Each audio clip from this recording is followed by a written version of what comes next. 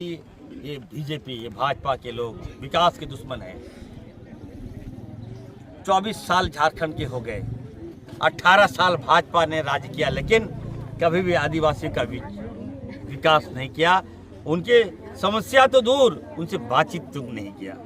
आज हमारी सरकार हेमंत सोरेन जी के नेतृत्व में सरकार काम कर रही है। लोगों का दिल जीतने का हम लोग प्रयास कर रहे हैं, विकास भी कर रहे हैं और सबका सम्मान कर रहे हैं। आज आप देखिए भाजपा किस तरह से दोहरी मार हम लोगों को कर रही है। वक्त बिल संशोधन ला रहा है, देख लीजिए, एक रूप में वक्त बिल संशोधन ला रहा है। आज आप देखिएगा, आज मुसलमानों की जमीन पर इसकी नज़र है, कानून लाकर सोचता है हड़प लें। दूसरी बारी आदिवासियों की है, आदिवासियों की पैनी नज़र है भाजपा का, मुसलमानों के बाद आदिवासियों की जमीन छीनेगा। तीसरी बारी क्रिश्चियन का, देख लीजिए, अभी जो चर्च गेट वगैरह है, ये सारा जमीन जितना चर्च है, सभी महत्वपूर्ण सिटियों में चर्च है, जिला में चर्च है और प्रखंडों में भी चर्च है, उसका जमीन जो है भाजपा छीनने जा रही है। इसलिए हम यकीन दिलाते हैं, ये लड़ाई जो है समाज को भाजपा डिवाइड करना चाहती है, तोड़ना चाहती है, और उसका परिणाम है कि आप देखिए वक्त बिल संशोधन। मैंने कहा किसी कीमत पर भाजपा भूल जाए, हम लोग आदिवासी, दलित और हमारा क्रिश्चियन और मुस्लिम मिलकर लड़ेंगे और किसी कीमत पर हम 1 इंच भी जमीन भाजपा को नहीं देंगे, अदानी अंबानी को हम लोग नहीं देंगे।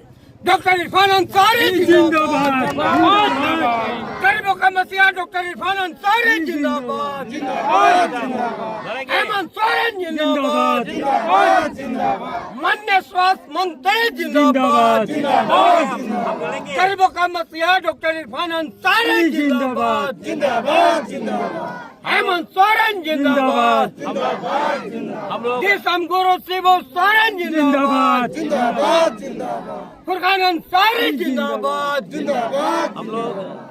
हम लोग देखिए, हमारे दादा परदादा दिसम गुरु, हमारे वीर शहीद सिद्धू कान्हू, बिरसा मुंडा जी, सारे लोगों ने अंग्रेजों के सामने पैर नहीं झुकाया, घुटना नहीं टेका।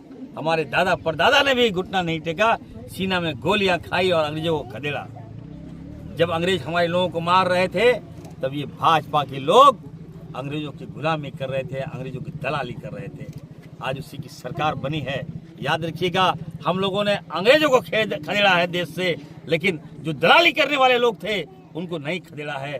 तो निश्चित तौर पर हम तमाम देशवासियों से कहना चाहते हैं, एक होना होगा हम लोग को।